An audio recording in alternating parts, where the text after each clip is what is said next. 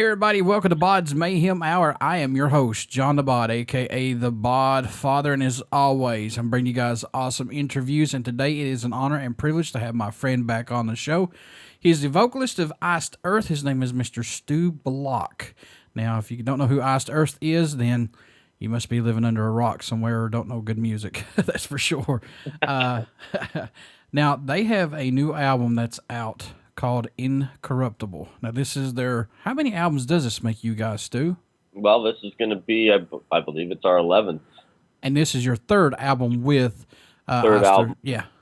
Now, folks... 11th, well, hold on, I think it's the 12th. 11th or 12th. Anyway. 11th or 12th. Either one, folks. I'm part of three of them, so Lord knows how John remembers all the rest of them. That's true. You guys have a good category of a big library of stuff. So, anyway, folks, this is Stu's third album with Iced Earth, and this comes out June 16th. I told Stu since the last time he was on here, his vocals are really awesome with this band, and we're going to jump right into this. What's impressed you, Stu, the most about making the new album Incorruptible? Is there anything that's caught your eye about it or impressed you the most about it so far? Well, every time we make an album, we're very proud of it. You know, I can't really discredit anything, but this album, what really shoots out at me is I think it really shows how much as like a bond as brothers, like in a band, how much we've matured with each other just since Dystopia kind of thing. And for me personally, I think I've matured quite a lot as a vocalist. I've learned so much working with John and just touring with John and doing this vocal live and becoming me. I think there's a lot of cool things that have morphed from this. We've seen a lot of maturity. I think that's one of the main words that I could use. Is a lot of maturing within definitely myself, you know, and I've learned a lot. As far as us as a whole band, man, we've really it just keeps getting better, man. It's like a fine wine. It's actually better than a fine wine. It's a really long-lasting rum or a whiskey, you know. And I think we're just going to get better over time. Yeah, and I'm going to say this right now. Stu knows I tell it like it is. Your vocals are so more confident and so more comfortable, I think, on this, dude. I think I feel that way, my friend. Thank you for noticing. Yeah. Did you guys produce this album?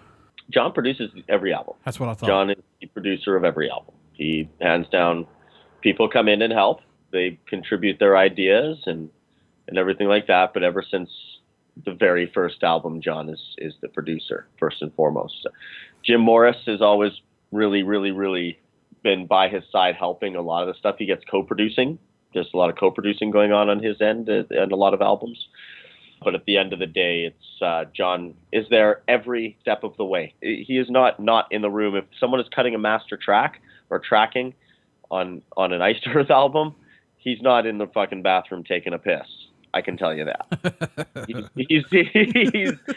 He is watching every goddamn fucking thing you're doing, right? But it's not done in a malicious way. It's actually done in a very loving, classy. He just wants to get the best out of his members' way, you know. And I think the albums will. I think he's told us many times. Listen, guys, this album is going to outlast our lives.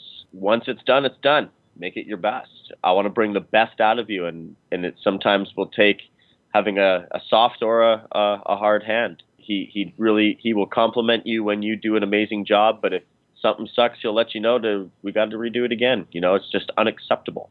If it's unacceptable, it's unacceptable for the level of music that needs to be put out on an Iced Earth record. And I think that's a really good vision, and I think that's what's kept the Iced Earth brand alive for so many years. It's almost 30 years, and definitely hats off to John for being able to do what he does for so long. Not a lot of people last and go through the type of things that he's been through and actually persevere through it. So, you know, it's and of course, I'm blessed to have a really inside view because John and I are he's one of my best friends in the whole world, and our friendship is thicker than the band, and I'm blessed to be able to have a lot of awesome conversations with him and very close, intimate conversations with him in regards to life and decisions that we have to make in the future and stuff like that. And he values my opinion. He values all of our opinions, and there's a lot of stuff that has to happen behind the scenes to make the whole machine go. Do you like having the freedom to work on this whenever you want to and things like that? The way John and you guys produce these albums, man? Well, it's not whatever we want, that's for sure. There's time, like, you know, like everything. There's restrictions. There's financial restrictions. There's time restrictions. Well, sure. All those lovely things, part of the music industry, part of the business part. But it's a blessing every day to be able to do what we do for a living and do what we love. Be able to say, hey, I'm taking off to the studio and we're going to go write an awesome album. And, you know, it's not only therapy for us, but we get to do what we love, you know, and it's really cool. And you get to do it with people you love.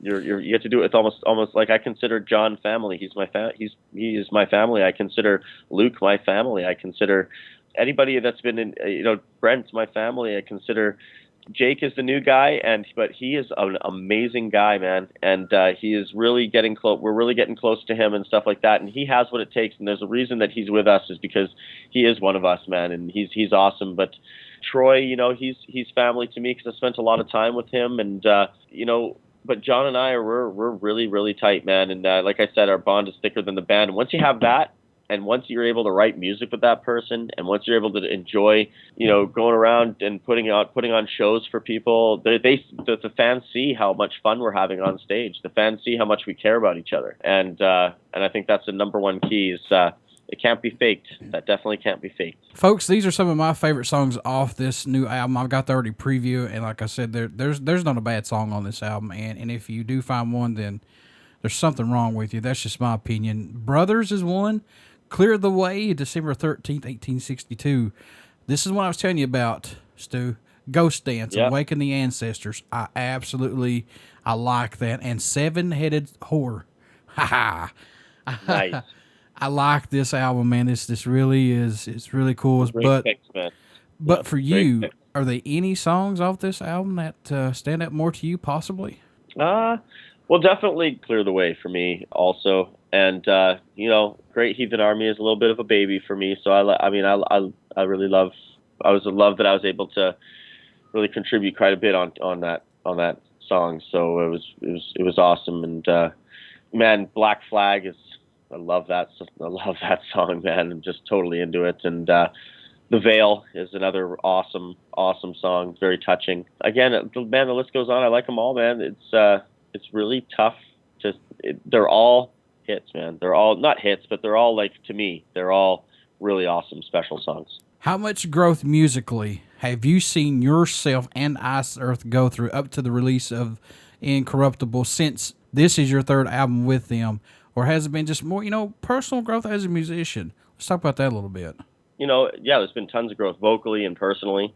I don't know, man. I've working with, like, I've definitely, if you want to touch on vocalists, since I joined Iced Earth, I know by bar none, since the first album to now, I am a better vocalist, for sure. I can guarantee you that. I have a lot more to learn.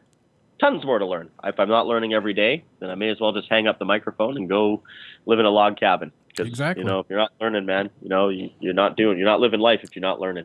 But basically, yeah, I definitely am a better vocalist since Dystopia. I've learned how to become more comfortable, own the moment more, really connect more to the audience, to the moment, and all that kind of, to the lyrics and all that kind of stuff. And I think as I get older and as I experience the world, and as the world is so crazy, I think you start becoming more connected emotionally that way. So it's really cool. So I think I've noticed that. Of course, I've made some of the best friends in my life being in this band. So the list goes on, man. A lot of cool things have happened. I know John is primarily the songwriter and everything in this band, but does he ever let you guys incorporate anything that you guys want to add to this, to lyric wise, or? Let's talk about that. No, like John and I write quite a bit of lyrics. Like, okay. I wrote quite a bit of lyrics for this album. I wrote quite a bit for Plagues of Babylon. I wrote quite a bit for Dystopia. If you look at the writing credits, you'll see it's right there in black and white. As far as, like, Luke and all the rest of the band, the lead players always get to come in and they get to do all of their own solos and all that kind of stuff. So Jake had full realm of that. Of course, John is producing, so he's letting you know what's good, what's bad, what could be good, what could be bad, all this kind of stuff. So it's a big melding pot. Everyone's bouncing ideas off each other. For instance, this album, Luke, came up with a lot of the main riffs and stuff like that for Deceiver, or Defiance, sorry. And so basically he really helped out musically for that one. There's a lot of everyone helps out writing to a certain extent, for sure. But John is the main writer. He writes the majority of the music. Yes, he writes. He will write half, if not a little bit more, of the lyrics of the album. But I'm blessed to be able to be given whatever I'm given and whatever I can contribute to be able to do it. And I think I do a pretty decent job doing it, or else he wouldn't be putting it out there. That's for darn sure. True.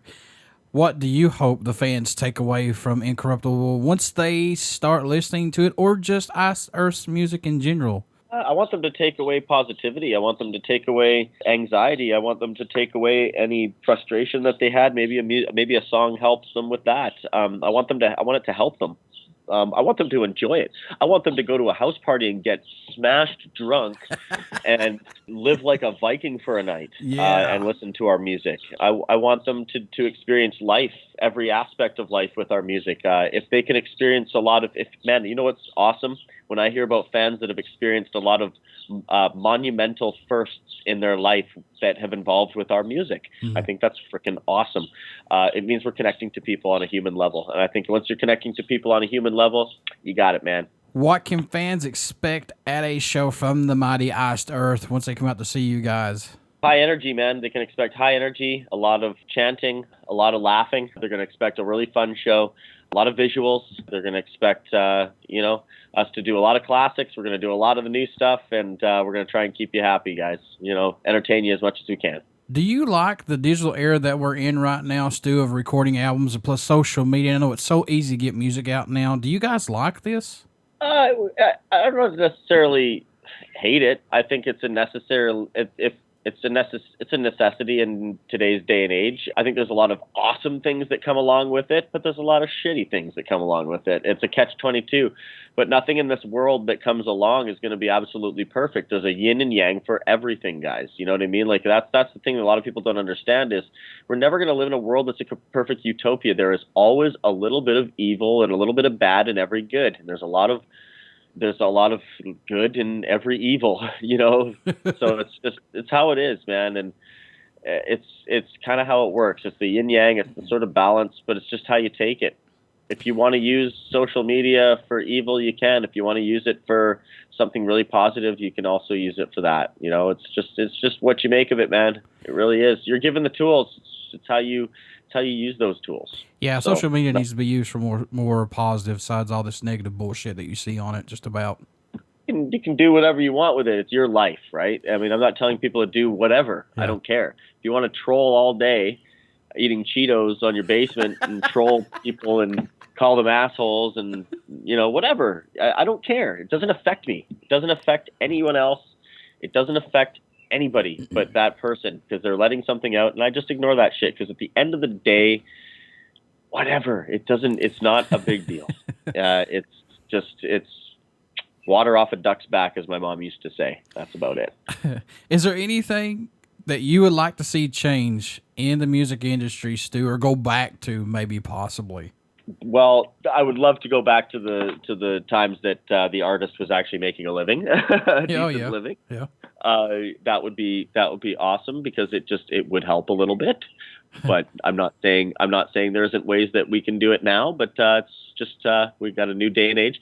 I'd like to go back to the age of, I'd like to see a resurgence, and I think it will happen. I'd like to see a resurgence of people going out and seeing more live music, be it in their local pub, seeing a local cover band, or just going out to live shows more. Just doing that kind of stuff. A lot of people can get trapped inside watching Netflix or, playing the video games or something like that. It's a lot easier to go get a 6-pack or a case of beer and stay at home and play video games or do whatever, as opposed to going outside. Now, I know that they make laws now that it's a lot harder to go driving around because, if you have a couple beers, now you got to figure out how to get home or else you're going to freaking go to jail for 6 months if you drank like a sip of beer now. But, it's a new age, and I understand that, but let's try and figure it out. It would be nice to see more people taking in live music more, being out there, seeing the live music. There's a lot of different things, but hey, there's a lot of cool things that are happening now. So what can I say? What do you do? What does Iced Earth bring to the table for music that's not out there as of right now, possibly? Sincerity. I think there's a lot of insincere crap out there. I think there's a lot of bands out there that are putting out really contrived, fake bullshit, and hell, they're getting a lot of exposure for it, and that's good for them. Good for them, man. You know what I mean? Whatever, if there's a fan base out there for it, but I just would hope that a lot more fans and people would connect to, and people do. I'm not saying they don't, but people do, and I think what we bring to the table is a little more sincerity, a little more depth to the subject matter, and we try to bring the best musicianship possible. What made you want to become a musician? What was that spark for you?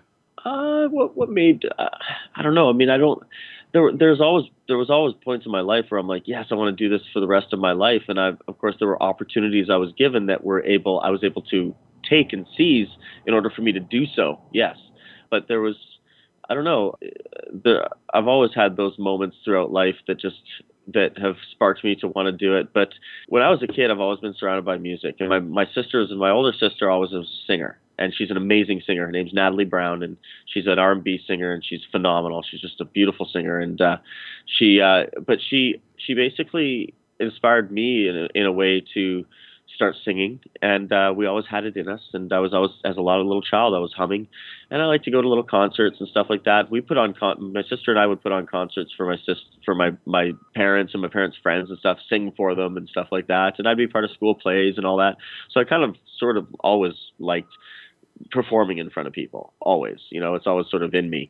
And then I just embraced music and bands and all that kind of stuff. So I've always thought it was in me, but I never really thought, oh, this is what I'm going to do for the rest of my life, you know. And who knows, maybe I won't be doing this the rest of my life. I'd be a fool to think that 20 years from now I'm going to be making a butt ton of money doing music, you know. I'm probably going to do it more because I enjoy it and I love it, you know, kind of thing. So it's just how it is. But I don't know. I've always sort of wanted to do this. You guys have played many shows since you've joined Iced Earth. Are there any show or moment that stands out more than any that you can recall performing or being part of, possibly? Well, we got to tour with Megadeth. I got to tour with Megadeth. That was pretty freaking awesome. Got to meet Dave Mustaine. Dave Mustaine helped me out when I was sick. He let me use his dressing room when I was on that second Gigant tour and stuff. He noticed I was sick. He said, yeah, I'll let this kid use my dressing room, shower, and all that kind of shit. So he was killer. And toured with a lot of people I looked up to. Ed Guy, you know, got to tour with them a couple times. Got to tour with Iced Earth, and then now I'm the singer of Iced Earth, and now I'm freaking best friends with John Schaefer. You know, he's not even John Schaefer to me. He's my brother. He's my buddy. But you know, it's just kind of weird how life throws you those kind of, wow. You know, it's kind of crazy once you actually think about it. But you know, kind of blowing my mind right now even. But yeah, but you know, it's just how it is, man. Life goes so quick, and there's been a lot of moments, man. I've toured with a lot of bands, tons of bands. I've made a lot of friends, and when I look at down the list of the friends that I've made and my friends' accomplishments, and some of those friends I have made that I have actually looked up to, and their accomplishments I'm very proud of, and I love them very dearly, and that's why they're my friends. Here's $1 million question, and I like throwing this in here as a curveball. It's just a fun question. If you could work with any musician, dead or alive, who would it be for one night only? If I could work with any musician, dead or alive, for one night only, who would it be? Oh, there's so many. See, I'd want to pick someone that could, you know what? I would probably, oh man, there's a few runner. Like just one musician? One or two. If you want to put another one there, it's fine. Or like a band? Okay, sure. No. Oh man. Let me think. Yeah, that's really tough. I'd say definitely David Gilmour would be one of them. Oh, nice. And I would love to collaborate with Rob Halford on something. That would be absolutely wicked. But the list goes on, man. I could just list, I don't know. I could list so many. Well, sure. What's it mean to you guys when you receive an email from a fan, or prior to the shows or after the shows, they tell you guys that Iced Earth's music has pulled them through a bad experience or gave them inspiration to overcome obstacles, or it's just, you know, let them get away and relax with the everyday bullshit that we go through? What's that mean to you guys still to this day? Well, man, this music is therapy to me. Every album is therapy. It's funny because every album we do, we're going through things, and it helps us through things. This Incorruptible album has helped us through the time off that we had. It's helping us through the feelings that we had through that time off. It has helped us through a lot of personal issues that we had. You know, dystopia helps me because I was losing my mom, you know, and all that kind of stuff. And there's a lot of different things that it helps us with personally. This music and music in general helps me personally also. You know, I think it's a pretty cool thing how music can be, and we're again blessed to be able to be musicians, to be able to do these albums, let it off our chest, and be able to do that. So yeah. Folks, this is a phenomenal, fucking great album. Comes out June 16th, Incorruptible. I suggest all you metalheads to pick this album up. There isn't a bad song on this album. Appreciate that, sir. Oh, you're very welcome. It's like I told Stu earlier, and his vocals, the confidence, the comfortness that I hear in his voice is just, what the hell? Yeah. I appreciate it, man. Thank you. It's really awesome. Stu, how can folks pick this up, buy some merchandise and tour dates? How can they do that? Yeah, you can go to Century Media, buy the merchandise and the album. Tour dates right now are online for the summer festivals. North America, South America, tour dates will be dropping soon, and then European dates will be dropping soon after that. So check us out, guys. Go out and buy the album on the 16th. Incorruptible. Metal lives, man. Iced Earth is back. We're here to kick your ass. Before I let you go, good sir, would you care to do a promo for my show? Sure. Hey, this is Stu Block from Iced Earth, and you're listening to BODS Mayhem Hour. Everybody stick around. We got some great music coming up, and you only hear these interviews right here on BODS Mayhem Hour and Uber City Radio. Thank you so much, Stu. Thanks, man.